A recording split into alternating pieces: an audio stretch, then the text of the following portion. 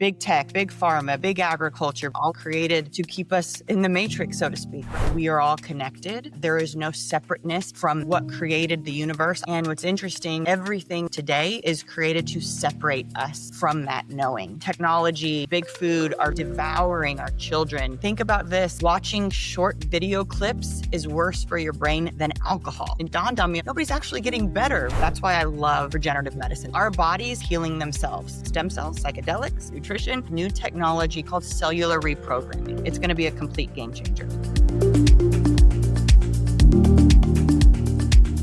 Welcome back to Fortunate Fishes. My guest today is Houston-based Dana Herrera. She's an owner of RMI, a cutting-edge stem cell clinic in Costa Rica that my wife and I have been to many times. Dana is also a thought leader. She writes about wellness, intuition, and what she calls the 4 dimensions of health: physical, mental, emotional, and spiritual, which really combines well with our R360 fishes. She's going to hit the science, the protocols, the skepticism, the spiritual side, the patient experience, and also psychedelics, ketamine, MDMA, all those kind of things we're going to go into. But thank you, Dana, for being with us today. Absolutely looking forward to it. I know we've known each other for a few years now and seen each other's journey. And so this is a very exciting time, and I appreciate being here, Charlie. Great. Well, Dana, you've talked about the HEART protocol, MDMA, psilocybin, ketamine, as doing 10 years of therapy in a week. And you just came back from a week in the Amazon jungles. What actually changed in you afterwards that never went kind of back to the old way? Sure. So the heart protocol I've done twice, and that was starting in 2023, and I did it kind of once a year, 23, 24. This year in the Amazon, it was just psilocybin. But already having that foundational change, it just continues to add and build on what I call your knowing. Knowing is basically the feeling deep, deep, deep inside of you that nobody can take away. And for me, what changed was knowing that we are all connected, that we are all one and the same, that there is no separateness between what created the universe. I call God, some people call the universe. There's different names, but it's all the same thing, right? It's that creative energy that brought us all here for a reason, and that we are all connected. And what's interesting when you think about it is everything in daily life today is created to separate us from that knowing. And so in my mind, awareness is the first key, and knowing that big tech, big pharma, big agriculture, big medicine, right? All of those are created to keep us in the matrix, so to speak, right? And we have to rely on our knowing and why we're ultimately here and what our ultimate purpose is: to love, to connect, to give back, to create for the world, to keep us on the right track sometimes. You know, people get scared when they hear these terms like psilocybin, ketamine, MDMA. Let's start very simply with psilocybin, which is simply a freaking mushroom. And there's literally 500 of them around the world. There's a great book. I'm actually sending it to a friend of mine. It's called Plant of the Gods: Their Sacred Healing and Hallucinogenic Powers by Richard Evan Schultes and Albert Hoffman.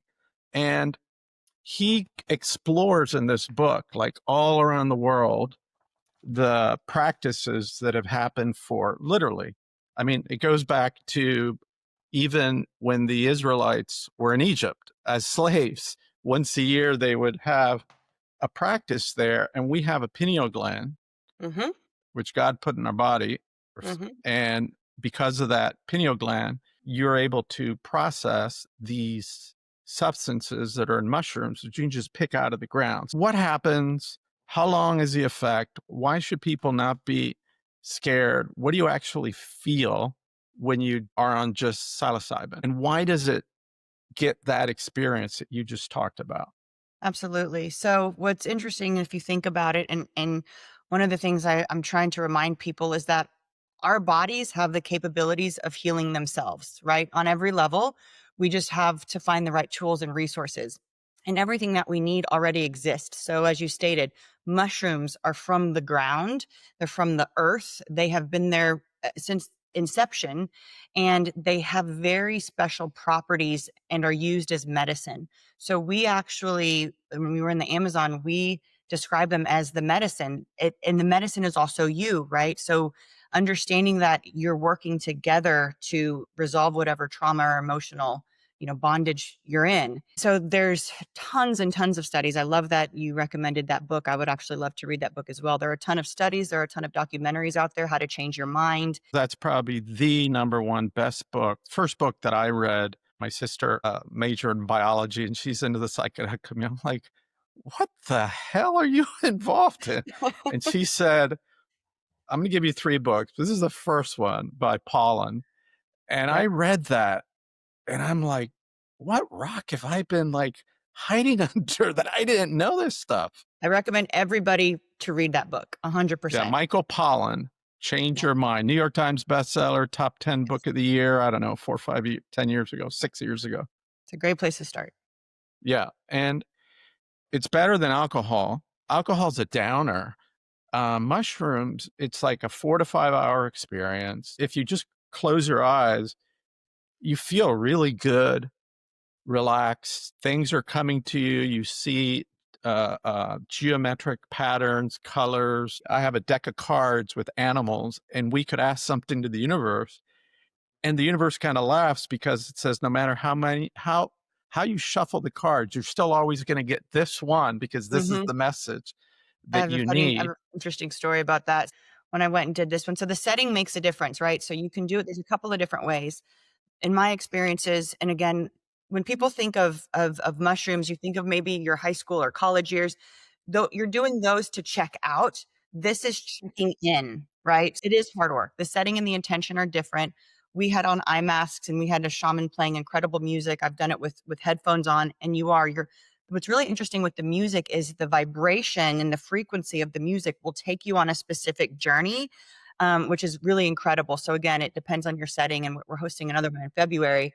100%. And I did something like you did recently, but with the eye mask Mhm. also. It was live music and it was unbelievable. And one somewhere in Colorado, they had different rooms, and one room had a musician was more like a DJ. You would lie down on this thing, and it had 5 wires, and the music would literally go into your body. It was Insane. wild. They had a room with someone giving you a massage. You could be by yourself. You could be with somebody.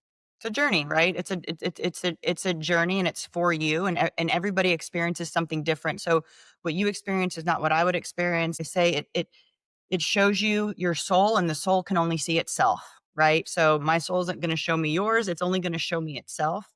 And one of the things I experienced was I kept saying, show me, show me, show me. And then I kept hearing, no, no, no, show me, please show me. And then choose to be shown. So it's a surrender and a choice. There's freedom in surrender, and there is power in choice. And that is all of life when we think about it, right? I have a rock behind me that says surrender, and I do like setting intentions. Hmm. But my hypothesis that I always tell people is if you set intentions, if you're lucky, 1/3 of the journey will be around that. Yeah. But 2/3 will be something else, and maybe 100% will be something else. Whatever you need to hear at this time from the universe, that is what you are going to hear. But it's a very pleasant experience and 4 or 5 hours. But then when you eat food, like the flavors explode Hmm. in your mouth. But music is key. That's psilocybin, it's mushrooms. They've studies for the last 20 years out of John Hopkins, what it does to people who know they're going to die soon. Like Hmm. within 3 months, they lose all Totally their changes your fear perspective. Yep. of dying because they Hmm. know that this is just part of it. We're all connected. Hmm. But tell me now about what is MDMA? What does it do for you? The psilocybin is working on one aspect of your brain. The MDMA is working on the other. So think of it as the psilocybin is activating like those visual signals, and the MDMA is working on the serotonin and creating. It's called the heart protocol for a reason. It is a heart opener for sure. And a lot of times I always say, the magic formula is love God, love yourself, love others. If you don't love yourself, it's hard to love others. Can't pour from an empty cup. Yeah. And many times you have to do that inward journey to forgive yourself Yeah. about things that maybe have gone on in your life, trauma, struggles, etc. What's now ketamine, which is also a chemical, just like MDMA, and you Mhm. got to make sure that when you're doing these chemicals that they're really high quality, pure, under supervision. I always do these like with R260. We have a medical doctor, always Mm, an MD with us. mhm. But tell us about what's the difference, psilocybin, MDMA, and now what does ketamine do? Yeah, so ketamine is an anesthetic. So what's when you combine, and again to your point, you can do all three of them separately. This protocol was written by a doctor who's a psychiatrist, and he has on Instagram, it's called the spiritual psychiatrist. His name's Dr. Samley. And why I like this protocol is because it was formulated from a medical standpoint in terms of dose, height, weight, tolerance. And the ketamine, when you introduce the ketamine, that essentially allows your ego and your mind to turn off, because it's our natural tendency to want to push back and control, right? We are typically in the mode of every day, especially as entrepreneurs, controlling, figuring out solutions. So the ketamine actually allows you to shut that part of your brain off and fully surrender to the experience. Ketamine is being used all over the United States today by psychiatrists It is for and PTSD, for many things. PTSD. It's Hmm. being tremendous for veterans. Same thing with MDMA. And look, I've done each one separately, ketamine only once, maybe twice, but I've never done them together. I have done the um, the MDMA and the psilocybin together. They call it a hippie flip, but that's quite interesting. But like you said, the dosage are super important because if you do too much of one, it overpowers the other. Yes. So what is the dosage if you know it, and what is the combined experience of the three? Unfortunately, I don't know the dose. Okay. So they gave it to us based on the information we gave them, but that's not something that was shared with me. Height, weight, well, weight, you Height, said. weight, and then they ask you tolerance, right? Because different people have different tolerance levels. So they take that into consideration. When you just do psilocybin, you can kind of end up in the ether, right? Like not in a bad way, but you Right, can. right. You can end up all in. This is the way I imagine it. There's a tether that's tethering you to your heart. So you can go up in the ether, but then you're constantly brought back to love, to connection, to forgiveness, to compassion. So it brings you back on that track. If you drift off, and then it brings you right back to that track. Does that make sense? Yeah, I'm more familiar with psilocybin. I like to do things that are natural. That's usually, no matter how much you take, it's like a 5-hour experience. Absolutely. With MDMA, it's shorter time. Maybe Hmm. it's, I don't know, maybe it's an hour and a half, 2 hours. 2 hours. Two But then hours. ketamine tends to be a longer, I mean, the journey may only last an hour, but you have this kind of dopey feeling for maybe 2 or 3 hours. So what's the total experience? So the total experience was about 4 to 5 hours. So after Okay. 2 hours, you can take another dose of MDMA and then ketamine, and then you go back in and you go a little bit deeper. So that's your choice.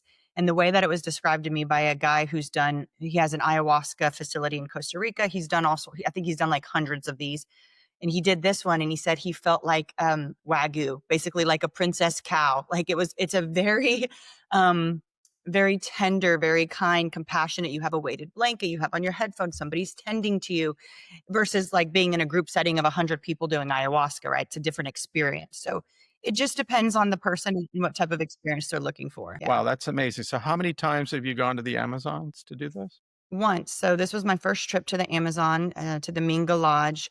It was really great. It was a whole week with Dr. Tim Cook, who's a functional med doc out of Canada, Oh, Mark wait a minute. I Hamburger, know who you went yeah, I was just talking to Craig and his brother Mark Craig and like Mark. yesterday. Yep, S so yep, you went your shaman was the Mexican guy that I yes, was just with. Rodrigo, Yeah, and by the way, this book is for Rodrigo. the I mean, universe, the universe, holy crap. the universe. He's incredible. He is like I went to his home in Guadalajara. Guadalajara, Yeah. and his home is so beautiful. He's been into this for 40 years. He makes his own, Mm-hmm. and he's one of the most knowledgeable guys. He has these mushroom books very big ones from a local Mexican that he hooked me up with. I'm going to buy those too. They're in Spanish, but he didn't have this one. Obviously, he knew who he was, but he's such a cool guy, such Super a cool. He raises tarantulas. So when we were in the Amazon, of course, there are tarantulas. I have videos of him right. picking up these tarantulas. He's like the tarantula whisperer, Wow, I because did he's not so know that. connected to nature Dude. and in the earth and God. Like he just picks up tarantulas. Hey, you know what? We should just get him on a podcast for We crying should. out loud. You know, That as would long be as he amazing. doesn't, as long as he doesn't mind, but I think he's so freaking knowledgeable. We could talk about this all day, but what a coincidence. That is so cool. Um, It's for a reason.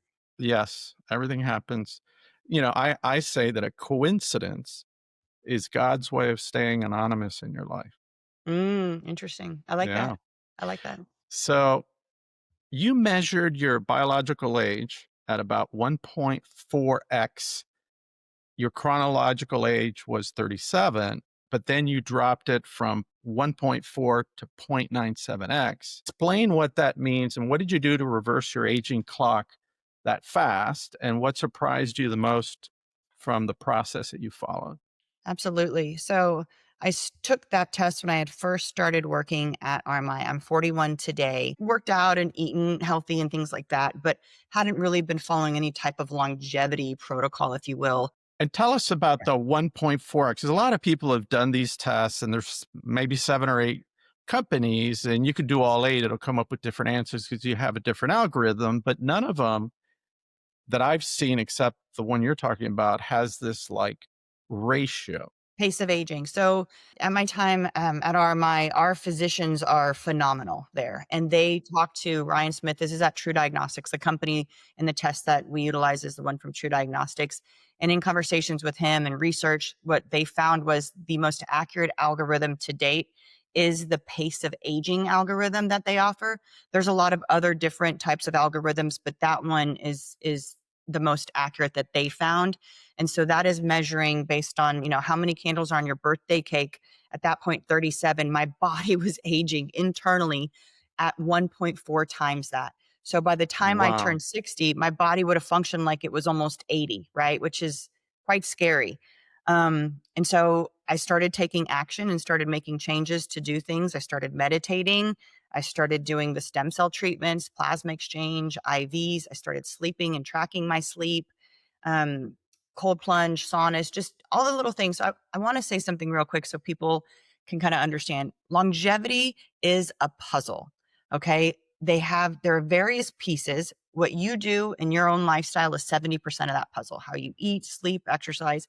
There are tools and resources out there that I would say make up the other 30% that no matter what you do in the 70% is going to stay the same. So these 30% really can affect the 70%, but one piece doesn't trump the other, right? The more pieces you pick up and the more things you do, the more optimal your picture looks. And I hope that's helpful because I feel like we're in a day and age where all of this information is just coming at us. And we're like, wait, what do I do the infrared sauna? Do I do the cold plunge? Am I fast? What am I doing? You know what I mean?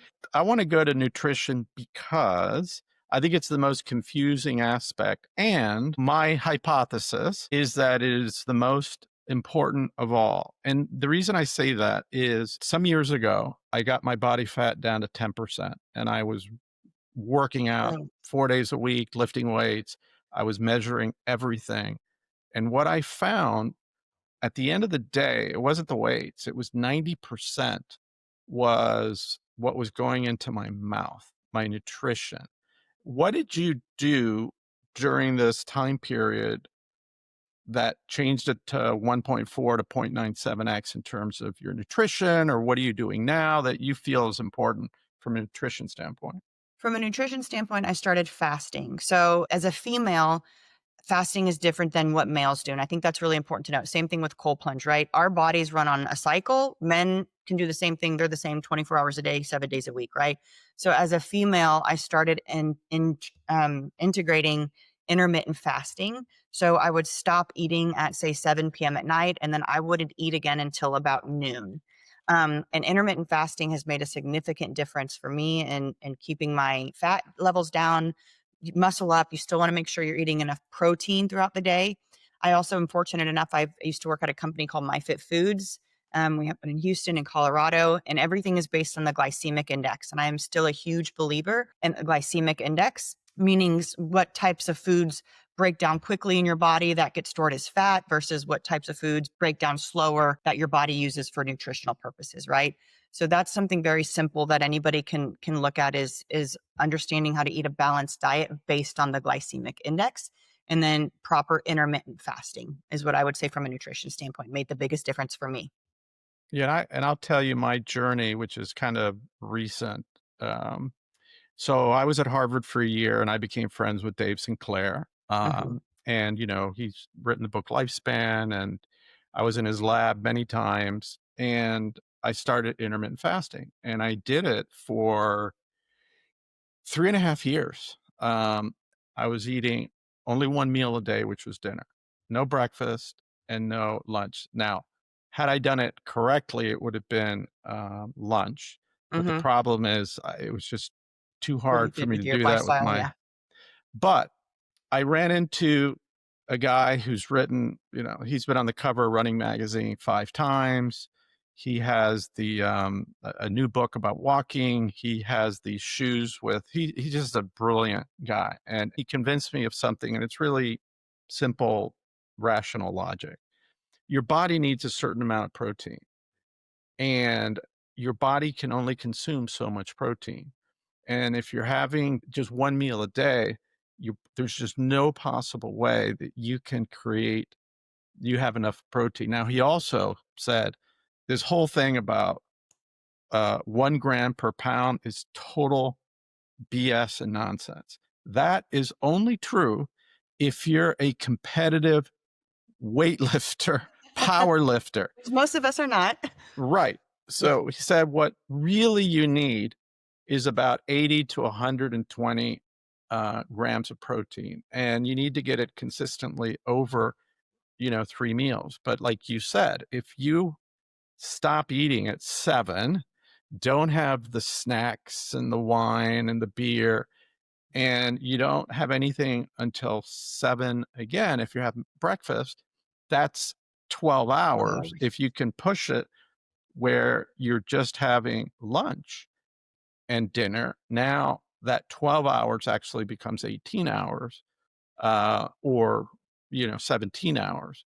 But one of the things I did for Father's Day, I was going to Costa Rica to do some stem cell treatment. I was Mhm. doing my face and my neck because I'm a surfer, and all your high speed machines are like, oh my God, you got the face of like a 70-year-old because I have all this skin damage, And then I said, okay, well, I'd come back from India, and somebody had told me that if you do a 7-day fast, it reduces your chance of getting cancer by 60%, even if you Heard only that. do it once in your lifetime. So for Father's Day, I decided to give myself a gift.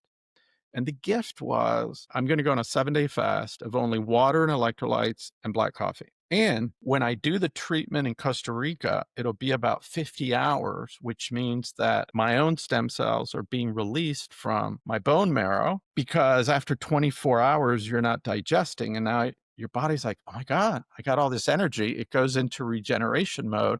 Mhm. There's something called autophagy, where your good cells are eating all your cancer, your blood cells. And that's what I did when I went to Costa Rica. And it's been exactly today, 60 days. I have had zero, and I mean zero processed food of any kind. No bread, no Wow. pasta, Wow. cookies, ice cream. If it's processed, it doesn't go into my body. And I started cooking things I've never eaten before, like, You just didn't want it. Your body didn't crave it. You didn't feel that, right? Like yeah, you didn't want and it. and Yeah. no sugar of any kind, like processed. Yes, Mhm. fruits of all kinds. I'll have goji berries, nuts. I love Amazing. caviar. So, Yeah. a little avocado with caviar in the Mm. center. My wife's like, "Oh, you should write a book about the caviar diet." I said, "No, people will think I'm an idiot. I'm not going to do that." But I'll try it. yeah, but the nutrition, I got to tell you, I've lost. You know, if you do a 7-day fast, you're going to lose 7 or 8 pounds, Sure. but immediately you're going to make it all back. Well, I didn't make it all back because I said, Amazing. I'm just going to eat real food. And Mhm. Whole there's a food. book by Dr. William Lee. He's involved in like 70 different new drugs, but he wrote a book about how food is medicine. You can get the book and it has all the different foods and what it's good for. Like with men, if you want to avoid prostate cancer, there's a Mhm. substance in tomatoes, but it's cooked tomato. Mhm. So I get like the cherry tomatoes, big thing in a glass thing, put some olive oil in there, put them at 450 for 25 minutes. They pop open. Ah, Also put fresh garlic, works very good for you. Yep. and then you put it all into a bowl and then put on top of it either salmon, or I put deep sea shrimp. I put sun dried tomatoes, and Amazing. it's so good for you, you Yeah. know? Amazing. Isn't that again, we have everything available to us that our bodies need again to heal themselves and to feel better. We just get stuck in this rat race of marketing and I'm we have a 7-year-old daughter who has ADHD, or she was diagnosed with that anyway, and we pulled her off all of her medication. We bought her a therapy bunny for self-regulation, and we just took her off sugar and processed foods and got rid of YouTube. And holy cow, she's a different human being. It's unreal. And I understand, I know people with children can relate to this, how the technology and big food are like literally just devouring our children and creating these horrible habits. I posted something yesterday on my Instagram that said, watching short video clips is worse for your brain than alcohol. Than alcohol. Can't get into a car without a seatbelt. Kids can't buy alcohol until they're 21, but you're putting a machine in their hands. Sometimes I see these kids with iPhones at 8 years old, and kids will touch their phone 3,000 times a day, serotonin coming into their brains, and Dopamine, dopamine, dopamine. And then, dopamine. Yeah. And they're being mhm. manipulated. Think about this, and we had this conversation when I was in the Amazon. Think of about all who benefits. If you can get an 8-year-old child addicted to sugar, guess what they're going to see on their Instagram? Fruit Loops, all the food, right? And then they're addicted. Then they have to take medication. And then they have to keep, like, you're creating, it's a whole cycle of people who benefit from that child being addicted to sugar. When you think about it, it's just unreal to me. Sugar is poison, and I'm talking about refined sugar of any kind. Even the sugar that says it doesn't have sugar is not good for you.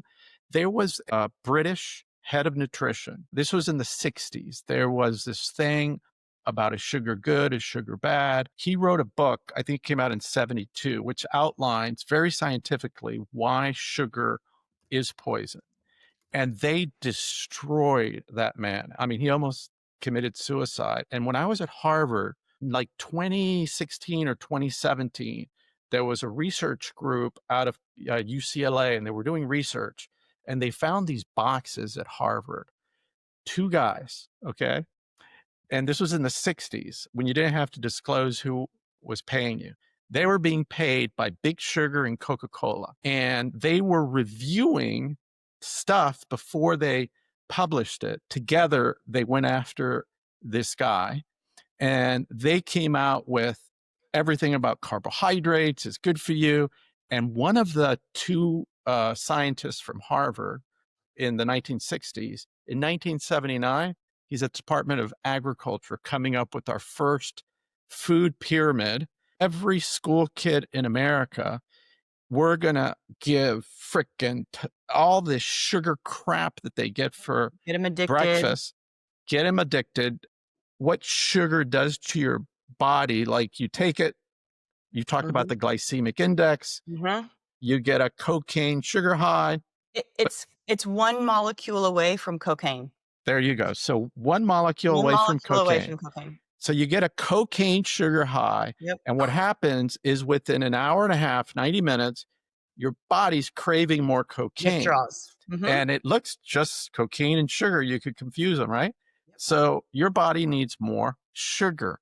Now, what you can do differently is blueberries, blackberries, raspberries, mix it up. It's natural. It's Hmm. sweet. It's real, not refined sugars. The point is, we have been brainwashed, literally. Literally. I want to go back to like stem cells. For me, what happened was 2016. I didn't know about RMI, and I could barely move. I had so much pain in my neck, my arms, my spine, literally could barely function. I went to 3 different orthopedics, and they all told me I need spine surgery. I got all these problems. I got severe stenosis and blah, blah, blah. I found out later that stenosis is saying like you got a cold. They have no idea. Right. And I talked to a doctor in Ecuador. My wife is from Ecuador. Her uncle's a doc. And he says, look, you should try something called PRP, platinum rich plasma. It's not quite stem cells, it's a step below. It comes right out of your blood. We'll take your blood, we put it in a centrifuge, and we do it twice. We separate the plasma and the blood. We take the Mhm. blood out, take whatever blood left, and then they put these like 3 drops of a chemical which activates these proteins that leave, they're not active in your body anymore after the age of 22, 23. Mhm. Some of these proteins regenerate muscle, tendons. About 12 of them are different proteins that attack inflammation, because a lot of times you have something coming out of somewhere that's inflamed and it's touching bone or something, and that's creating the pain. He said, you got to do 6 treatment. The first are every 2 weeks. And what he did, I'm going to lay you down and I'm going to do this thing with your blood. It basically filled 3 injections, and he would put them back into my body. Mhm. Came from my body. The only thing he put is activated those proteins, and he put them in my neck, along my spinal cord, and my arm. First time he did it, the pain went from 10 to 7. It came back in like 3 days. I'm like, this is a bunch of bullshit. I went back again. The pain went from 7 to about 4, and it lasted about a week. And then it came back, and I said, it's a bunch of nonsense. I went again, third time, and now the pain went to 0 and lasted about 2 weeks. I said, did it again. Pain left, and it never came back. It's amazing. And then I met you and RMI, and Mhm. then it's like, hey, PRP, that's like the minor leagues. Like, you want to go to the majors? Yep. Stem cells. So talk to us about why Costa Rica, why did you become an owner in RMI, and what do they do for you? Because I know that they are athletes, astronauts. There are people that wouldn't be doing what they're doing, whether they're tennis players or soccer or football, had it not been for regenerative medicine by stem cells. Absolutely. So the way I like to describe regenerative medicine is you think of a scale of like 1 to 10, and PRP on a scale of 1 to 10, I would say is about a 2, right? Mhm. Everything in terms of regenerative medicine, I'm a believer in. It's all fantastic. It's not, none of it's bad. It's just various levels of quality, right? So PRP may be a 2, exosomes like a 5 or a 6. A live stem cell is going to be a 10 because of its regenerative qualities, capabilities to reduce inflammation, emit exosomes, secretomes, do cytokine, all of those amazing things that a live stem cell can actually do. And so I started with RMI in 2021. It was right after COVID. I've been in healthcare personally for 15, going on 16 years now. I did the traditional medicine side. I worked for the spine docs, the orthopedic surgeons, the hospitals, the surgery centers. And ultimately, what I saw is that we weren't actually healing anybody. I felt like half of the people who came in for surgery came back 3 months later for something else that was caused that by the surgery. And it just dawned on me. I was like, nobody's actually getting better, right? We're just kind of keeping them in this hamster wheel. And so when I discovered regenerative medicine six-ish years ago, I really began to see people heal. I saw people's lives change. I saw people get their quality of life back. And so at RMI, what we do, and it's in Costa Rica because we're licensed there. So there's something called the Minister of Health, that is their FDA. And it took 7 years to get a license to do what we do in Costa Rica. So fully government sanctioned, on the up and up, how to show safety and efficacy, which is the most important thing when you're talking about putting biologics in your body. Costa Rica is like on the cutting edge of health in the Yes, entire world, right? I mean, yes. They have a whole area where med device companies, operate out of it. It's the the free biggest trade in the zone. world, The Johnson and biggest. Johnson, Yeah, yep, everybody, yep. Medtronic, they're all in Medtronic. Costa Rica. Yeah, it's large. So So got 2021, got the license, started operating. It was an idea. Two plastic surgeons had this incredible idea of how to actually make people younger at the root versus making them look younger.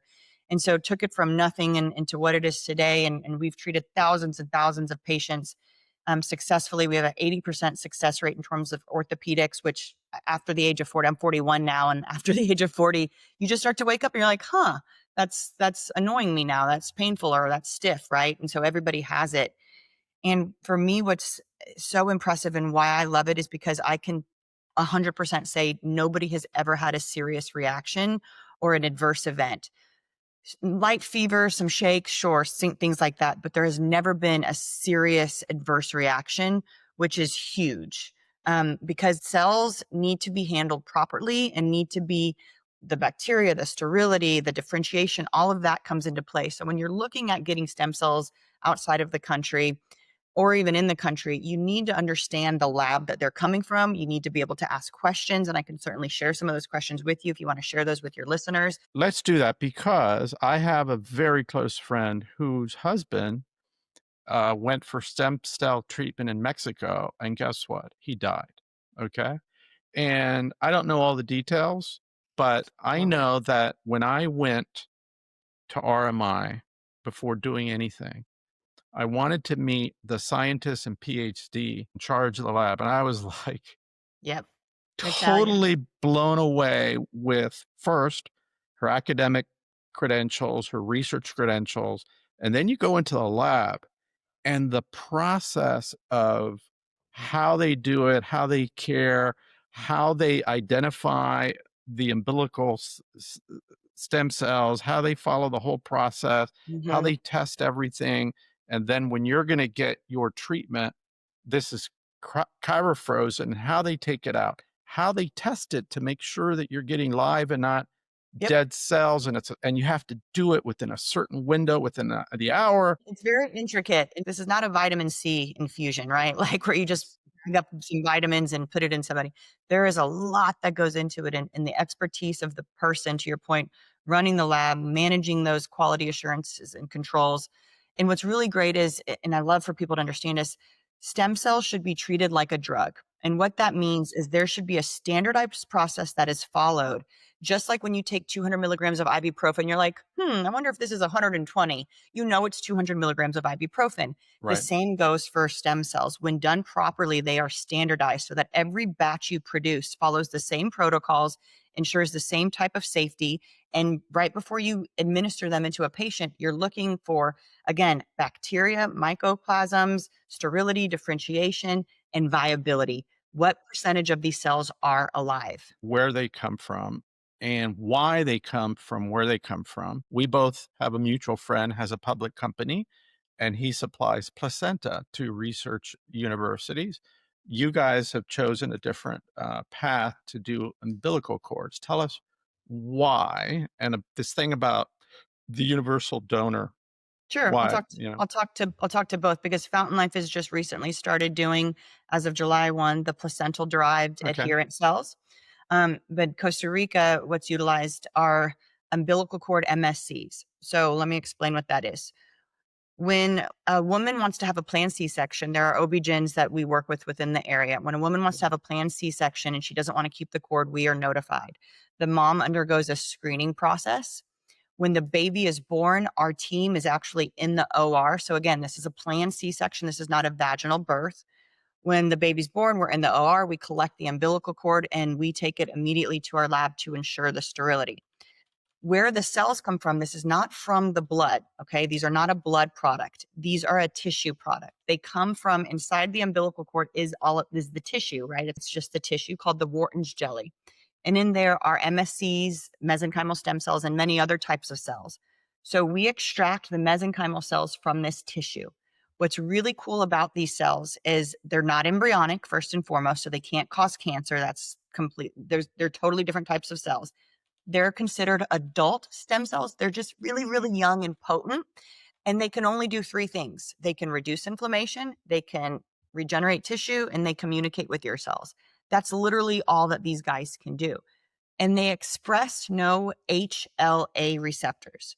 An HLA receptor is what elicits an immune response. So if you gave me your cells, the HLA receptors would be off the charts. My body would be like, alert, alert, alert, foreign, substance and object. Umbilical cord cells don't have that HLA expression. And we test for that actually, because that's what causes an adverse reaction, right? So anybody can get anybody else's umbilical cord stem cells. You don't need your children's. People ask me that all the time. It's not necessary. It does not matter. To your point, it's like they're like a universal donor. So again, it's not a blood product, it's a cellular product, and there is no matching required, and there's no transfer of genetic information or DNA. These guys are just simply messengers that allow your body to heal itself. Right. Tell me about the different procedures because I've had 4 or 5 different ones that you can do. The various ways that we broke up the treatments is like longevity treatments in terms of anti-aging, preventative, getting ahead of the aging process biologically, and then what I call the collateral damage of aging, right? So longevity treatments are things like therapeutic plasma exchange, that's pulling out toxins and inflammatory particles from your body, as well as an IV of these mesenchymal stem cells in your arm that travel throughout your entire body and Right. are like little honing beacons to inflammation and damaged tissue. Those are what I consider like longevity treatments. The other treatments that address the collateral damage of aging are orthopedic treatments, right? We've injected anywhere from the occiput, which is at the very base of your skull, all the way down to your big toe. You name it, we can inject it. And you can do multiple injections at any given time. Also, sexual wellness. So we treat both men and women sexual wellness. As time passes, our blood vessels age like anything else in our body. So we've had really great results. Those are multimodality protocols, meaning we combine several different types of treatments to create this protocol to ensure the best results, such as an IV, injections, and hyperbaric chamber, right? That's just an example. We also have aesthetics. So skin, I do the skin every year, once a year. I absolutely love it. And we put the stem cells like one by one by one into your face and your neck. You are under propofol, by the way, so you're in a twilight, right? And that is regenerating naturally the collagen in your skin for outer appearance. But to your point, it also helps sun damage. It reduces um, the wrinkles, the fine lines, the texture. So everything we do is targeting both the outer byproduct external aspects, but also the internal, right? And how our body functions and ages and reducing inflammation and reducing damage. That's why I love regenerative medicine so much. One of my close friends who is a ultra marathoner, he loves this, the TPE, what he calls the oil change, The which is oil really a change. blood change. Start changing the water in a fish tank. That's how my, yeah. Tell us about that and what does that, do for you? So there are a lot of studies out there right now regarding the benefits in terms of longevity for therapeutic plasma exchange. It is an FDA approved treatment in the US for types of autoimmune conditions. 3/4 of your blood is your plasma. So essentially, what happens over time, whatever our liver doesn't process out gets stored in our plasma. So we accumulate toxins from think anything, drugs, alcohol, the environment, heavy metals, microplastics, right? Inflammatory particles and viral particles from any virus you've ever had in your entire life. There are particles that live in our plasma.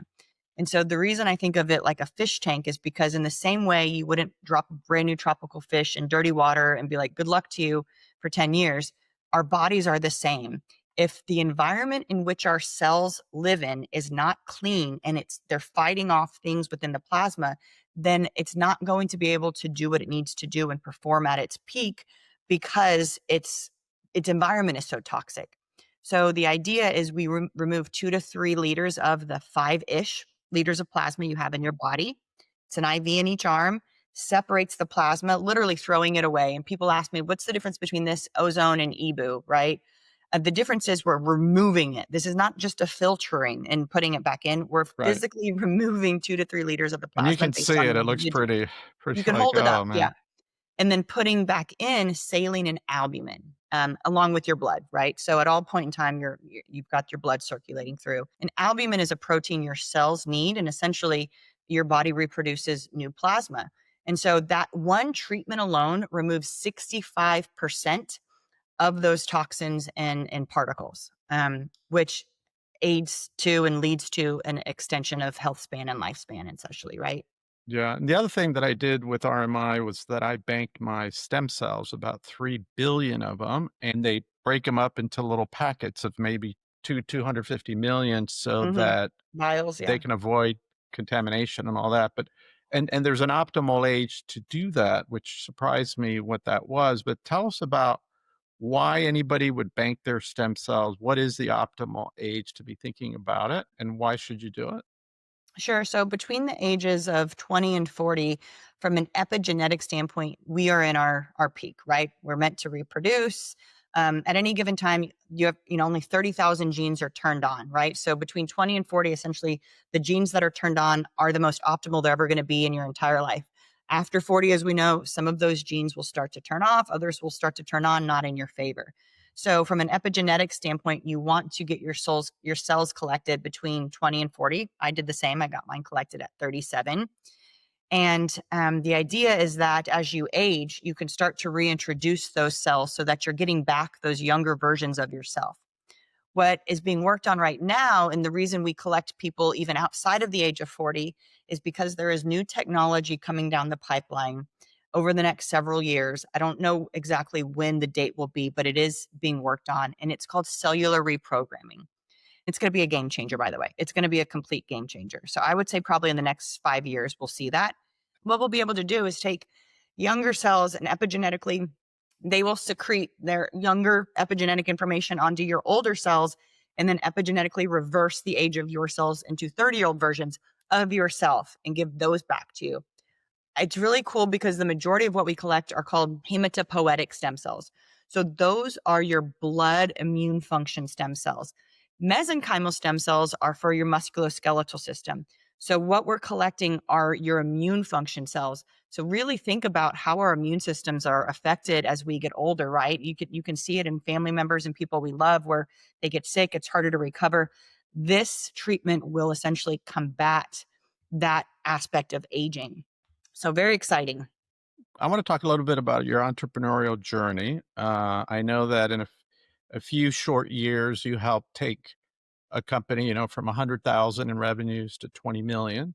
That's one, not easy to do. And also, healthcare in the US and, any country in Latin America is very male dominated. I have 3 daughters. I was on the national one of 2 men on the national board of Girl Scouts, 28 women on the board, so I got an experience of what it's like.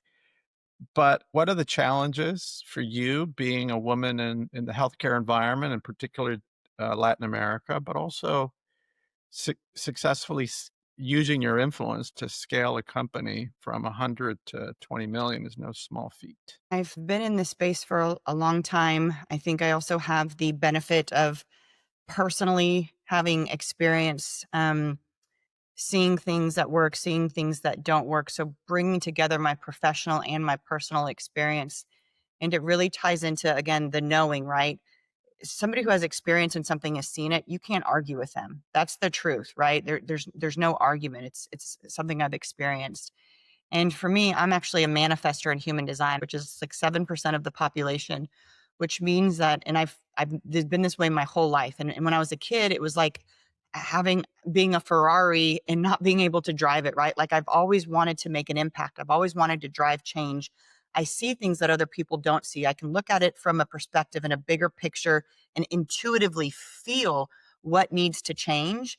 And what's interesting is everything that I initiate or that I drive, I would Mhm. say, comes from a feeling of connection and love, right? So Wow.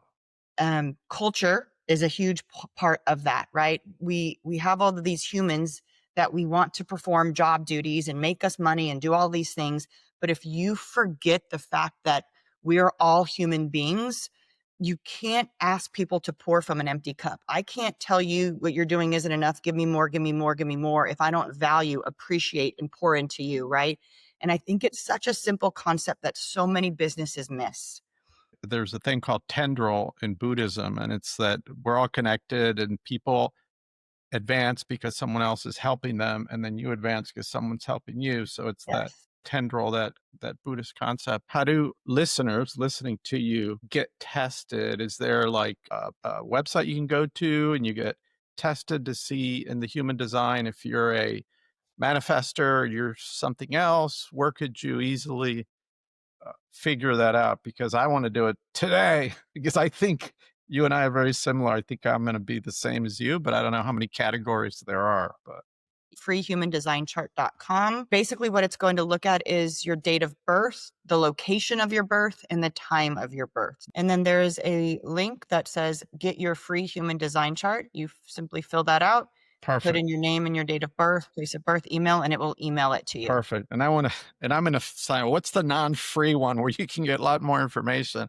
I want to pay for that one. And Yeah, of course you really, can always pay to get the upgrade. Oh, and gr- what's really cool about this too, Charlie, is that when you start to look at this and you look at an organization, so manifestors need manifesting generators. So, like for me in my right. position, if my number two is a manifesting generator, we are a powerhouse because I have the ideas and then this manifesting generator implements, executes, right? So, everybody has different strengths and weaknesses that it's Wow. really neat if you want to look at it from a business and Yeah. corporate standpoint, whose strengths and weaknesses are what. To me, this is it's similar to like a disc in terms of identifying certain profiles, but it really helps you understand your team, what drives them, why they are the way they are. It's fascinating. I think you're going to love it. Again, it's just helpful. It's great even if you're interviewing somebody for a position. Hey, do me when were you born? Just get the information. So you're like, okay, this is innately who this person was born to be, right? This is how they handle situations. It's just helpful. It's helpful to know. And how about dealing with the Latin American culture? And I know that, look, Costa Rica is very different than a lot of the other Mexico, where I grew up in Panama. Tell us about like culturally exerting your influence in male dominated cultures. Absolutely. Well, I think that's a challenge anywhere. That's even a challenge here. But in Costa Rica, that's the first time I've ever worked for an organization not in the United States. And so it was very eye-opening. I love to learn. It was very interesting. And the culture within Costa Rica is amiable, right? A lot of the people are amiable, meaning they're going to agree with you because they don't like conflict, but then it can create resentment behind the scenes because people aren't talking through.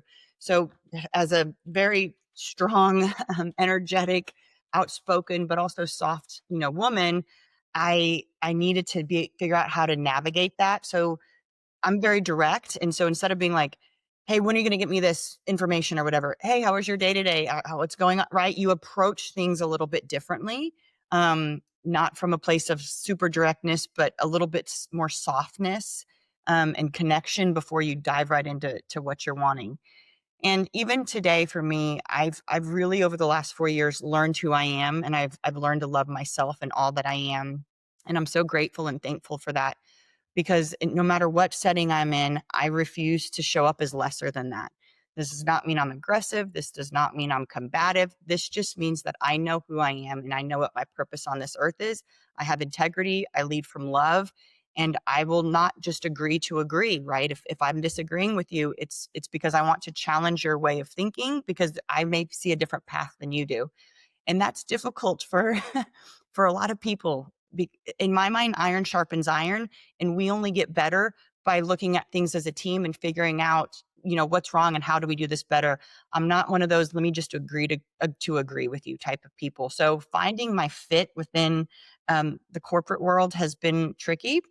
I'm coming to the conclusion that I should probably just start my own company and work for myself, but Okay. I've still got a lot to learn. So If you want to do that, let me, let's talk separately because that's something I crossed that. But it took, I didn't discover my life purpose until I was 50, which is to connect and inspire others to achieve extraordinary things. It takes my lucky. three God-given gifts and I'm a connector. I'm one of the top 100 most connected people in the world on LinkedIn. I used to be top Mhm. 20, but then it grew Wow. so big.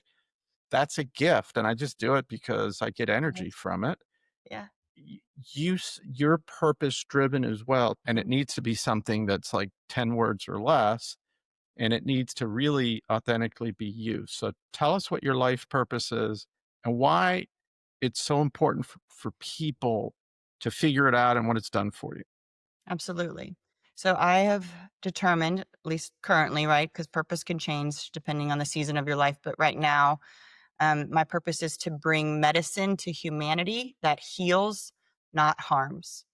And when I think of medicine, I think of anything that can be used to help us heal mentally, emotionally, spiritually, or physically, which is why I'm so passionate about stem cells, which is why I'm so passionate about psychedelics, which is why I'm so passionate about nutrition, right? All of those in my mind are medicines that aren't going to harm you. So bringing medicine to humanity that heals, not harms, in whatever fashion that looks like. One of the things I started doing with some of my team members is asking, and I do this on interviews too. The very first question I ask is, what is your purpose, right?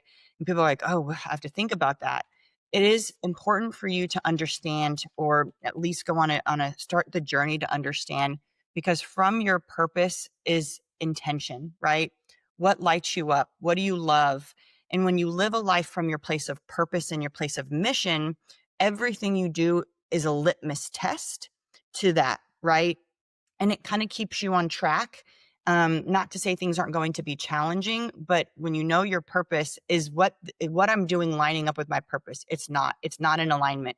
I don't need to be going down this path. Let me redirect, right? So it creates a compass to allow you to, what I would say, live the most fulfilled life possibly, because it's really hard to live out of alignment with your purpose. It feels bad. It's exhausting. It's sad. It's, you know what I mean? It's draining, right? It's things that drain your energy, not give you energy. I think you're born with a purpose, and that is your purpose, and you're going to find it. It doesn't change. And I've studied, the Bible, the Torah, and the Quran, 4,000 books on religion because I just find it fascinating. But in Matthew 25:14 is one of the most. It's the only time in the whole Bible where Jesus is telling a parable and he gets pissed, like really upset, like the depths of hell with teeth gnashing. And it's like, uh, it's the only place in the whole Bible. So it must Mhm, be important. mhm, And it is the parable of the master leaving for a few years, and he has servants, and he gives talents like silver coins, and he gives the most accomplished one the most, and then the next, and then the next, and then comes back in a few years, and the one that had like fivefold doubled it. The one that had like two doubled it. And then the one that had one was afraid and they hid it in the ground. And they take the one, they give it to the guy that had five. And that's the one that is kind of thrown to hell. mhm. And these are just words and stories, but they have deeper meaning. And I think, the deeper Symbolic, sure. meaning is you were born with certain God given talents. And those talents are to help you, your family, your community, your country, the world, humanity. You get a lot of energy when you're plugged into that source of, hey, I know what my purpose is. And Mhm, I wake up every morning because I know this is what I'm here to do. Now, you also have to know what you're passionate about because purpose is external, passion is internal. mm, So I love to surf. I love to read. I love to write. I love to have barbecues with my family. I love to travel. mhm, When I do those things, my battery is like totally charged. When you're an entrepreneur, it's like that Mike Tyson thing, like yeah. you get hit in the Getting hit in face in the face a lot. a lot, and you have these tremendous ups and downs. There's a Harvard guy. He went to a university in California, and he did a big study that the happiest people were living or working in a company where they could bring not only their purpose, but their passion, because whatever that company was doing, it was energizing, doing something they were super passionate about, but it was also their life purpose. I believe And it. and the fact that you have found yours, and I hope my kids doesn't take till 50 to figure it out, but I do agree with you that what happens is eventually you figure it out. But then, I have one daughter who knew when she was 8, she wanted to Mm, be an actress and mm, change the world by the way that she interpreted it by singing, dancing, acting. My other 3 kids, no, but, I think maybe sometimes you just know. mhm. And I agree with you. I think you're 100% right. You are born with it, and it stays with you forever. I think maybe throughout your seasons of life, maybe how that shows up and what it looks like may change, right? But I agree with you. It is what it is, and it doesn't change. And it took a lot of work. It took a lot of, I would say, one of the things I'm a huge believer in is meditation. Spending time every day. One of the most important things you can do when you wake up is not to pick up this thing. In the first 20 minutes of your day, your brain is the most susceptible. I mean, Joe Dispenza will say this all day long. And you're going to keep doing the same thing over and over and over again and expecting a different result that you're never going to get until you change behavior. So take the first 20, 30, 45, even 60 minutes of your day and spend time with source, with God, meditate, pray, journal, listen to high frequency music. You tell your brain what you want it to produce and who you want to be that day, not outside external circumstances. That is one of the most Right. important things I have learned. And I to this day, I live when I get really stressed, I'm like, why am I stressed? I'm like, oh, I stopped priming. I call it priming. I'm like, oh, I just got to get back to it, right? We have the tools, we just have to use them. Right. And I have a thing that I meditate with. I like guided meditations. It's in Mhm. here, but I also have a chair with Oh, nice. That it's vibrates and does the that whole, vibrates. It's yeah. pretty There's incredible. some cool stuff out there. There really I is. I also meditate on the 72 Hebrew names of God. I have cards and I pick I one, and love I it. also I'm very into animals. So I have these 72 animal cards I always pick. My animal has always been an eagle, Mm. and it's a apex predator. It sees things. It's graceful. And my first car was a gold Trans Am with a big eagle on it back when they had the hump. You started working at 15 and you bought your own red Firebird as a Firebird. Yep, teenager, which is I so did. cool. I did. Tell me about that, about working young, about why you bought that car, why it was important to you. How does it still influence your life today? From a very early age, I was pretty much told if you want anything nice in life, you're gonna have to get it yourself, right? My parents were not well off. They got divorced when I was 8. My mom was a single mom, and so I understood if I wanted things, I was gonna have to work for it, and I was gonna have to get it. Lucky for me, I think I was innately born with a very strong work ethic. Work is my creative outlet. I love to create. I love to work in positions. When I was 15, I was working for a company called Merrill Norman, which is a makeup used predominantly by women in their 60s and up. And I was 15 years old doing makeovers on these 70-year-old women, and they'd go home to their husbands and they'd come back later and they'd be like, my husband loved my makeup. And I was literally 50. I was so happy, right, that I made an impact. Right. I made somebody feel good. So everything I've done in terms of work, even as a young girl, was to help people feel better, right? And to make a difference in their lives, as big or small as that could be. And so buying my first car for me was freedom. I am an advocate of freedom. And at the time when you're 15, you want external physical freedom, right? And now as I've gotten older, I understand the difference between external freedom and internal freedom. And understanding that regardless of any circumstance, I am free and I can choose my response. I can choose how I process it, and I can choose to remain in a state of peace and centeredness, and not allow those outside circumstances to suck me in. So it's interesting how that theme of freedom has morphed and really changed over my life. But I think freedom is huge, right? Yeah, and another thing that you talk a lot about and write a lot about is intuition, which I Yes. really fascinate. And you say that pattern recognition, your conscious brain hasn't like caught up to yet. Tell us about intuition and what do you mean by that? Yeah. So I wrote a recent article for Fast Company that's for entrepreneurs and businessmen and women to have the power to trust their intuition. There are a lot of people sitting in various positions that are very analytical, right? A lot of Right. CEOs, CFOs, very data driven. Show me the numbers, show me the data, show me the spreadsheets. And I learned from back in 2016, a spreadsheet will never tell you the full picture and the full story of any given situation. And so I lean a lot on my intuition. I think females have a natural tendency to have higher intuition than men. Not saying that men don't. I think Absolutely. No, it's just absolutely. how we're born, right? Yep. And intuition is that still small nudge or feeling that tells you something is one way and not another, how to proceed in a situation, how not to proceed in a situation. But in order to hear it and cultivate it, you have to create space between your reaction and your response. You also wrote an article which I thought was really cool. Live boldly or die trying.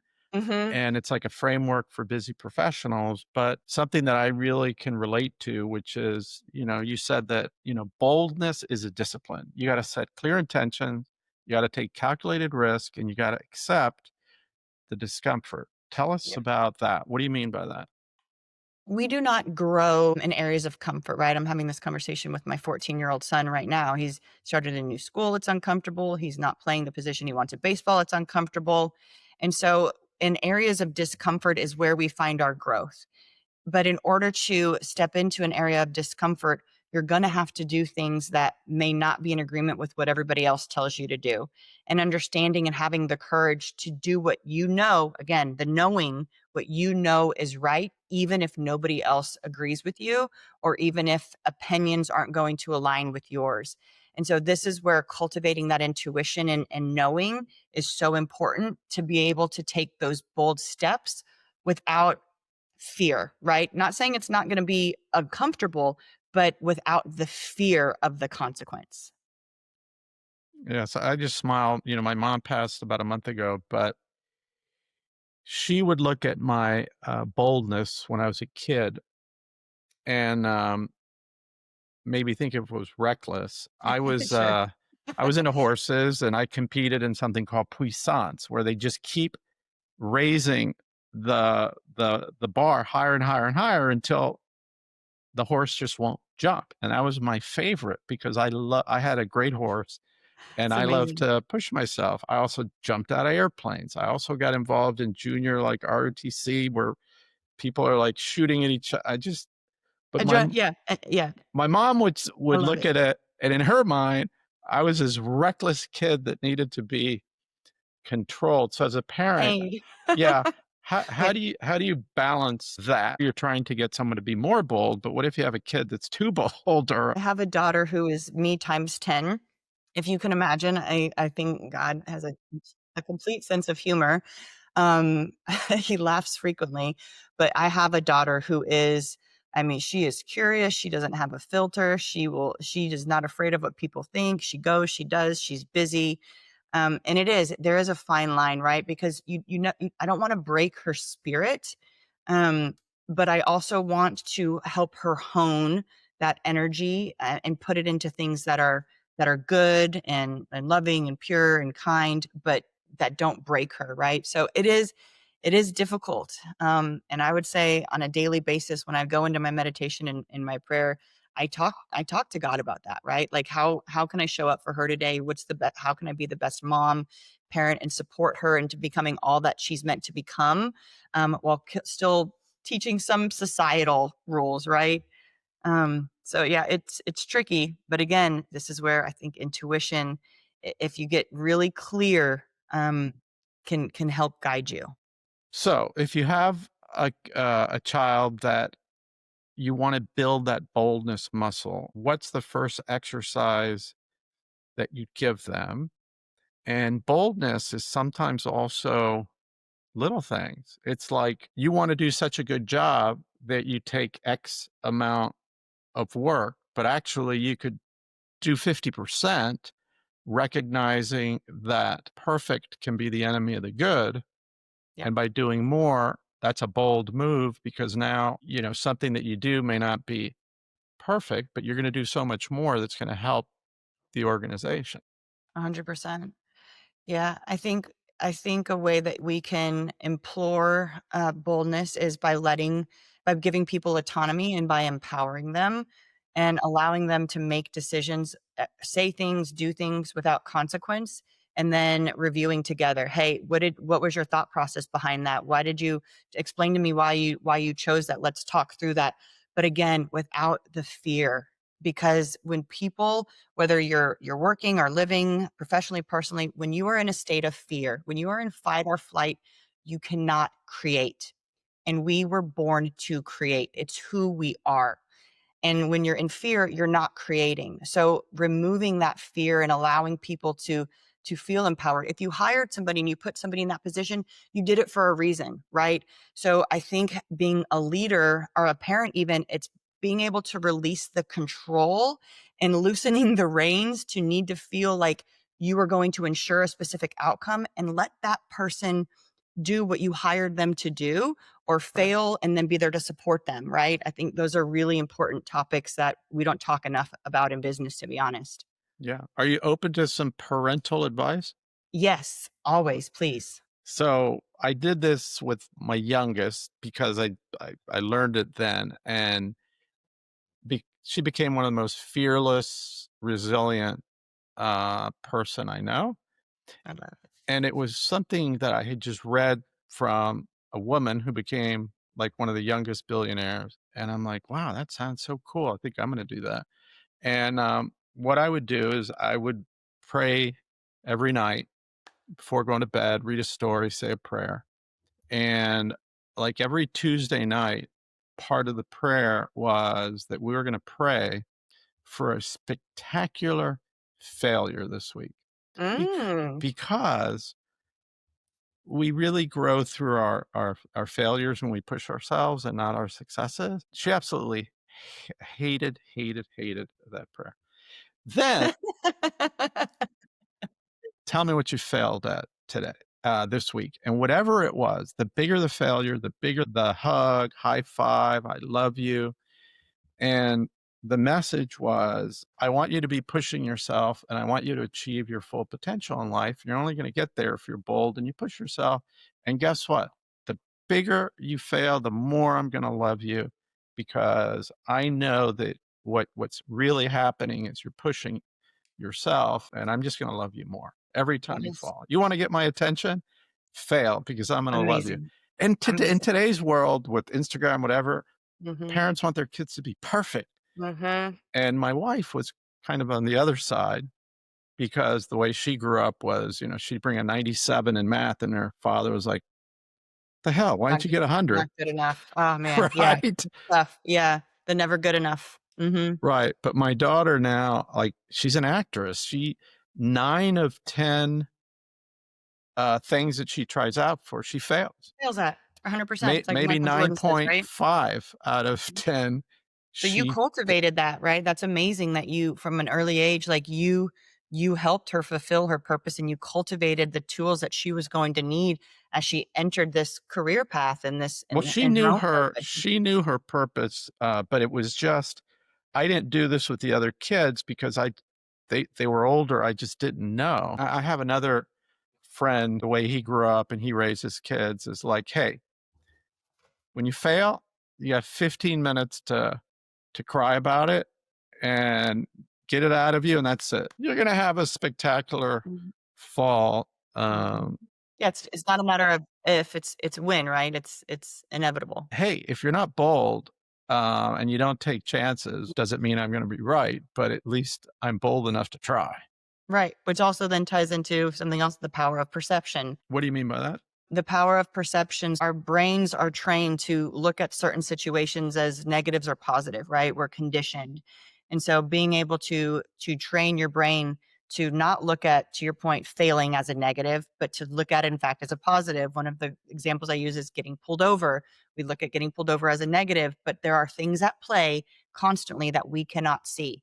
And when you say thank you in those times that you want to scream and cuss and get all upset, and you change your perspective, you can begin to change your life. And then you can begin to take these bold steps because you're now not viewing the consequence being a negative, but a positive. So I think they go hand in hand. I agree 100%. It's how you frame, and it's not what happens to you, it's how you frame it and how you Hmm. react to it. I don't believe in failure. Hmm. Why? Because Thomas Edison, it took like 1,000 times to figure out the light bulb, and every time he learned something. So I don't believe in failure if I can savor that loss, that mistake, and learn one or two things from it, then it wasn't a failure. It was a learning experience. You are a businesswoman, an entrepreneur, and you have a non-traditional path. You have degrees in psychology and child development, not business. And, maybe you look at all your people that work with you or above you as as children. But how has that like helped you or influenced your leadership style? I mean, psychology, of course, is you can use it anywhere, right? I was looking at what career path I wanted to be a school psychologist, which is why I chose psychology and child development. But then I looked more into how many more years of school I would need to do, how much money I would make, and how much debt I was going to have. And my brain was like, nope, this doesn't make any this doesn't make any logical sense. And so I've been in sales, quote unquote, my entire life, which ultimately to me I don't believe in sales. I believe in education and connection, right? I want to be able to connect with somebody on a level and explain to them why whatever it is I'm representing or believe in, how it can change their life. I cannot, and I have left many a jobs, I cannot sell something that I don't believe in or that I don't believe is actually making the difference that I'm told it does once I learn about it, right?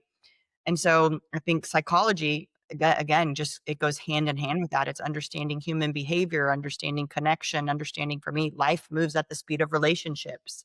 So it's been very beneficial. Love that. I am going to plagiarize that from you or wherever you got it about Life life moves at the moves. speed of relationships because think about it, every single thing wherever you've ended up is from a relationship, a connection. I actually got that from our pastor, Scott Jones. He's the one that coined that. Take some Yeah. time to contemplate what that actually means. But yeah, that's it. I've spent a lot of time on the science of manifesting. When I was in Costa Rica, I took one book with me. And when you're on a fast, your brain isn't getting glycogen, it's getting ketones. And I felt like that Bradley Cooper movie where he takes Oh, this pill. I forget uh-huh. what it was called, something with an N. Unlimited or something, Yeah, yeah. yeah, yeah, Limitless. Limitless. But I took one book with me. Okay. And I know because you said sales, so like this book, which has sold Oh, like yes. Oh, I haven't 10 read that book million in copies, forever. One of the first I've read, though. The Little Red Book of Selling by Yeah, Jeffrey Gitomer. it's a good And he's so famous. He's written all these books, and I had my brain on thinking and meditating. Man, it'd be really cool to meet him. I kind of looked him up. He's 79 years old. wow. And today, this week, I've had 2 1-hour Zoom calls with him, and What? now we are working together with another R360 member. And I mean, I no, this was 2 months ago, Mhm. Father's Day. Yeah.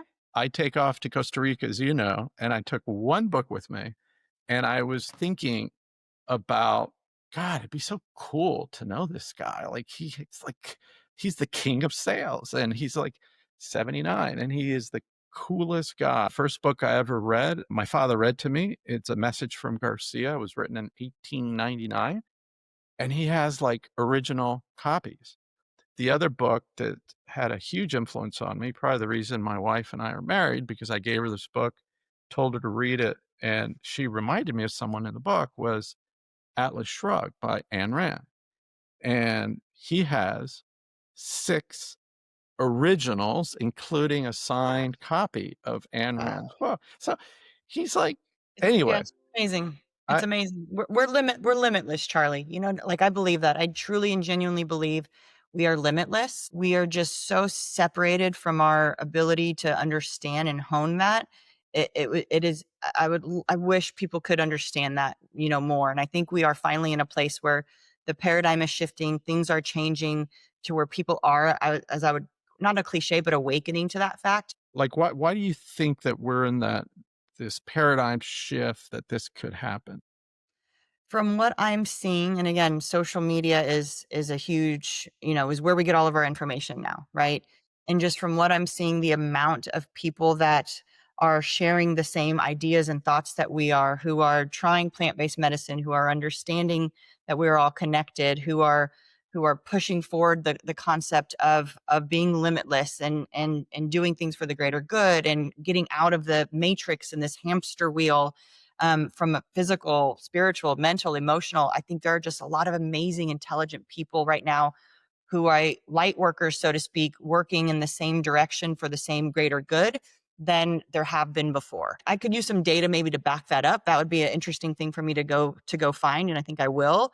But that's intuitively what I'm feeling and what I'm experiencing in the world.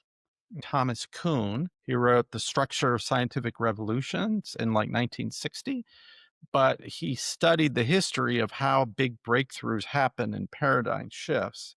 And it's just fascinating because people, I will go read that. yeah, people have these, people are very creative and bold, like you're an academic and you write some new theory.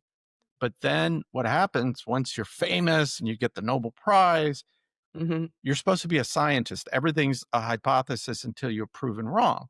Right. And now you're 60 or 70, and some budding 22-year-old genius is coming that's super bold and creative is now attacking your thing. Hmm. And instead of being open, you're suppressing and using, and no, let's not let him publish his stuff anywhere because that's going to go. And but eventually it breaks through and it just explodes and it Hmm. sets up a new paradigm. And one of the Right. things that has concerned me is that you have smaller and smaller big companies that control and filter media. If it wasn't for Elon Musk buying X and letting people kind of democratize news again, I don't know where we would be. But your brain only works if it's a parachute. It has to be open. A- Yes. and I'm very careful, even in my work, to say this is my hypothesis and these are my assumptions. And until proven otherwise, let's go with this, but we're all scientists. So let's see if the data proves it wrong. Let's pivot to where we should be instead Hmm. and not be closed-minded and recognize that it's only a hypothesis. Right. Right. Well, and what's really interesting, the concept with creating a new paradigm. So, and creating a new energy field. So, like the guy who broke the 4 minute, the mile, right, in 4 minutes. Once it happens once, then you can do it again, right? That's honestly what I believe I want to create. I want to do something that's never been done before. And then more people will follow suit. And I would love your input offline on how I can actually take the 4 dimensions of wellness. And I don't know if that's writing a book. It all has scientific back evidence, right? But I would love your insight on how to really take that and put that out into the world, because I do believe strongly that that's where we're at right now. Looking at wellness on all 4 dimensions, not just physical. I am a gifted writer, and I've spent about 3,000 hours writing a novel, which is done, and I'm in the editing phase, and that's even made me better. So if you would like to co-author, why don't we co-author the book together? If you're responsible for all the scientific data part, I Sure. could be the organizer and we figure out, well, it needs to have like 10 chapters and blah, blah, blah. But I'd like to integrate our first part of the conversation as well. Yes.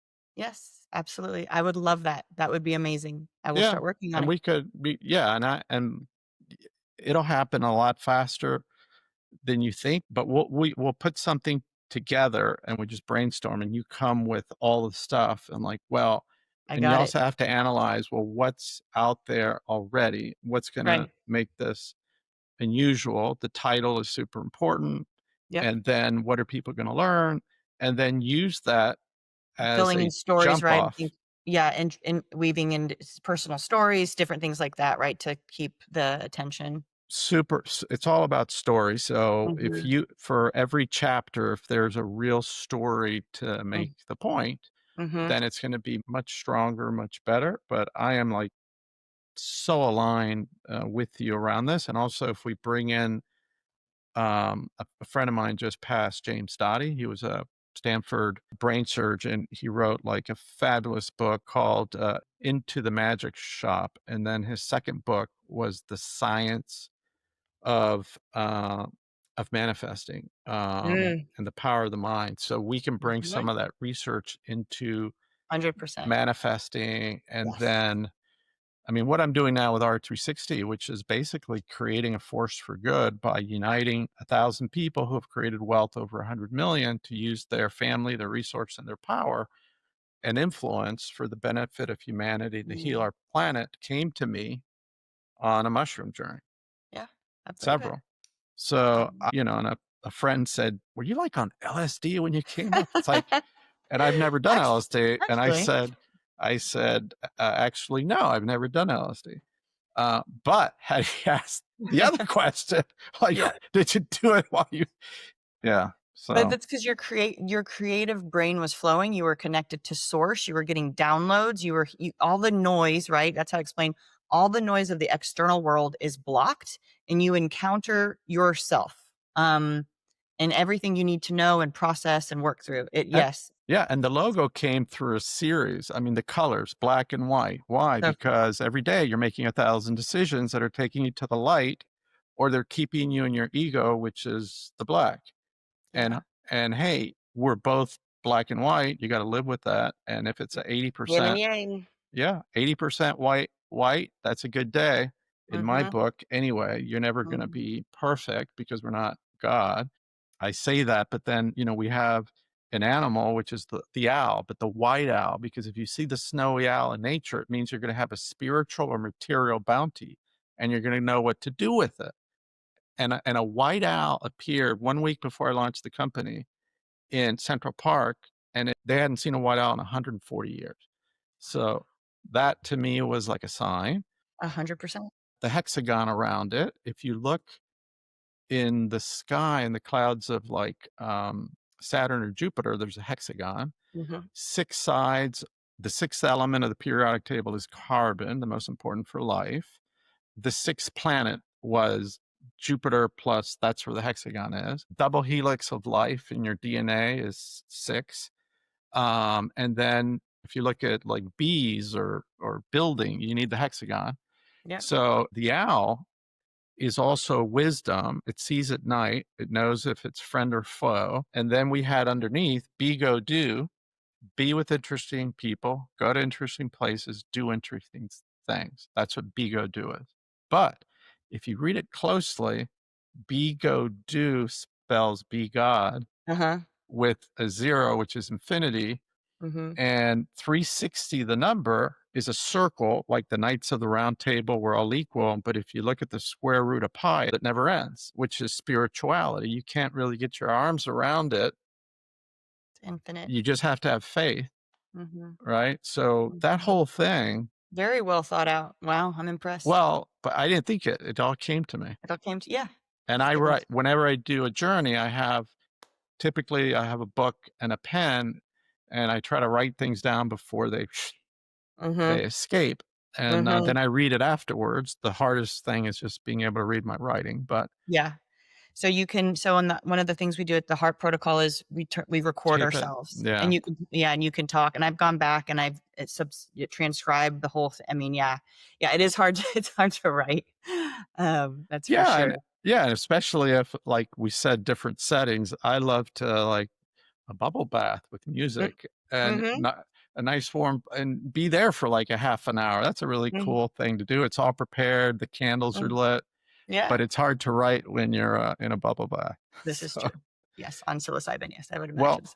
we've gone through like a ton of stuff. What haven't I asked you that I should have asked you that you want to answer for our viewers? I think we covered a lot today. We can continue conversations, and next time I think having a conversation on energy and frequency is also really exciting and important, and that ties into everything as well. I've used for 5 years an energy worker, 30 years in energy. And I went to California recently to meet with a very talented Justin Ballard and a team of 3, 4 women, that because I have 2 very good friends that had cancer, and um, they spent time there and now they don't have cancer. And I'm like, all right, that sounds really weird. I got to go. I got to go check this out. And so I went for 3 days, and now Amazing. I'm 100% convinced that, and I've Yep, seen it in my own life. Like, I can't explain it. Don't ask me to explain it.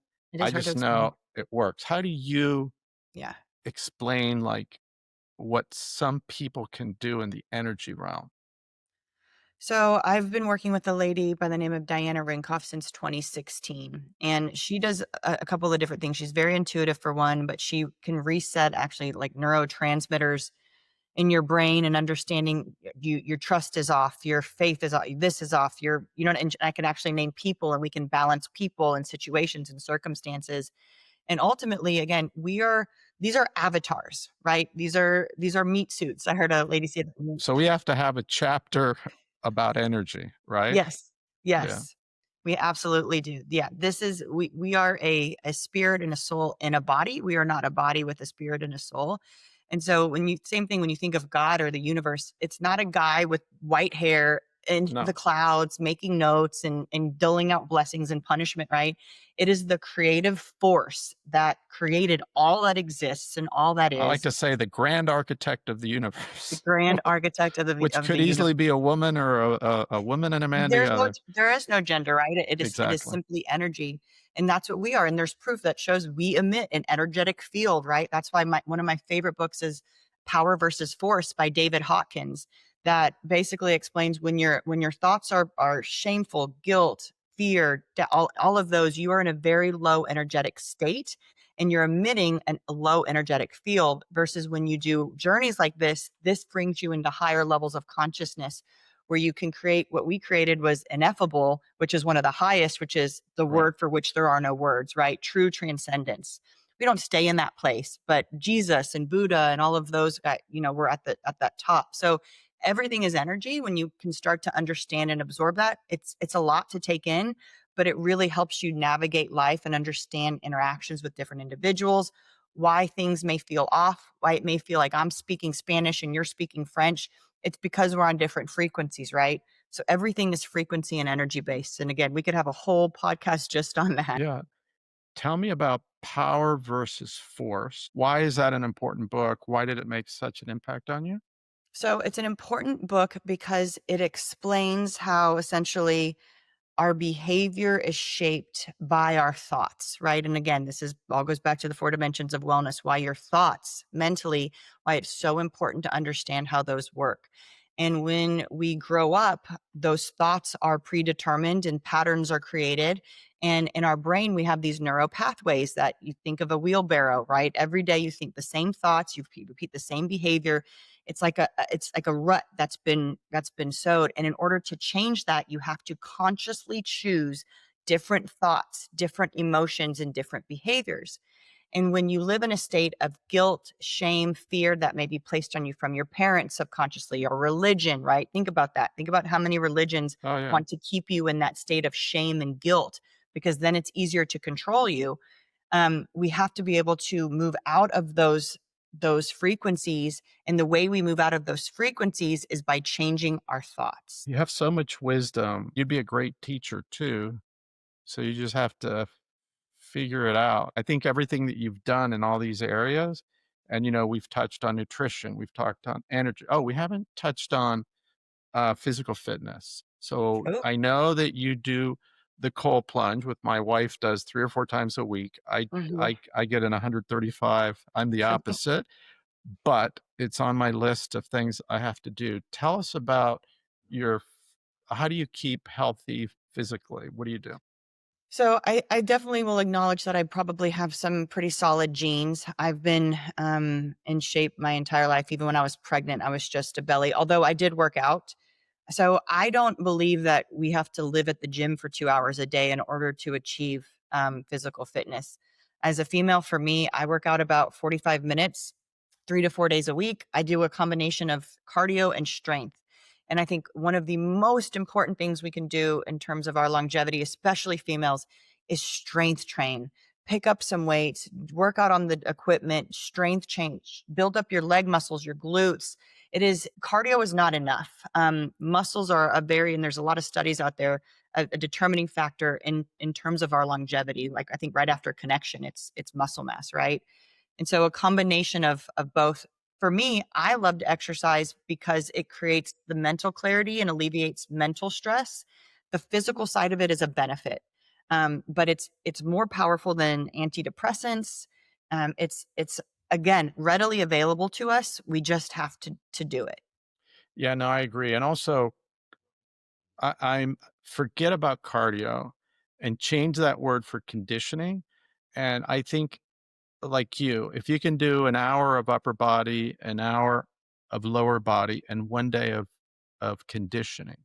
And conditioning is not cardio. Think of pushing a freaking sled. Think of a heavy ball and you're doing like 10 of those and then 10 up. It's building that VO2 max, your resting Yes. heart rate. And there ropes. You get two ropes and you're conditioning different parts of your body. Mm-hmm. It's not like being on a bike for an Right. hour or going for a run, but conditioning is more like a CrossFit kind of Yep. training. 20% of longevity is genes. So hey, having good genes is always a plus. Yes, but not everything, right? No, Everything else we can control. I actually just got I did all the tests with Fountain Life. There are 28 of them, phenomenal information. And I'm going to tell you the truth, Charlie. right? I've done my fair share of drugs, of alcohol, smoking. I mean, I started doing drugs in high school. I was smoking cigarettes, drinking alcohol. Again, my parents were doing whatever they were doing, and I was doing whatever I wanted, whenever I wanted, right? So, grew out of that, thankfully, but I put many years of toxins into my body. And the tests that came back, I have no plaque in my heart. It's 10 years younger than my age. My lungs don't have a single nodule in them. My brain is 35. Like, so what I'm doing is working. That's what Eh, that showed me, right? y- What I've been Yeah. doing over the last several years is actually reversing my age. When I was at 10% body fat, I remember one of the reasons I kept it up for a few years is that I would have 2 cheat days and I could eat anything I want, do anything I want for 2 days out of 7, and I would go right back to it. But I was doing 5 days super clean, 2 days. But to your point, I've been able in 2 months to completely change my body composition just from going on a 7-day fast and not eating anything that's not organic, real food. And you can eat as much as you want. Because you Like, want. Yep. yeah, a bone broth soup. Yep. If you start with What that, we that's do. 20 grams of protein. You put in 2 hard-boiled eggs, now you're like 33. And then you put spinach and onions and you put all these great things in the soup and you have that for breakfast or you have that for lunch. And salad, you can eat a salad with fruit and as much as you fricking want. And Yeah, and your body's happy, right? That's why I tell yeah, people too, you need to have awareness at when you eat, how does it make you feel, right? Really paying attention to what you're putting in your body, how your body responds, how do you feel? And you feel it. When I go to Costa Rica, I eat so much, I crave the food because it's so clean, it's not processed, it's fresh. I'm always like, oh my God, I'm eating so much. When I'm here in Houston, I'm not craving food like I am when I'm in Costa Rica, for that reason. you're right. You're so right about that. When I was in India with my daughter, one of the things that's really good for you is pickled, like kimchi is super good for your gut, but they would have like pickled different vegetables and I would just load my plate up. It was so good, but it was fresh, not full of sulfites that you would get in a supermarket if you get anything that's pickled. Well, I had asked you about the last question about 20 minutes ago, but is there Yes, now a I think last question that I haven't asked? No, I think this has been fantastic, and I really appreciate you having me, and I appreciate the conversation, and I think we're aligned on a lot of things. It's been an incredible time. Thank you, Charlie. Thank you for being here.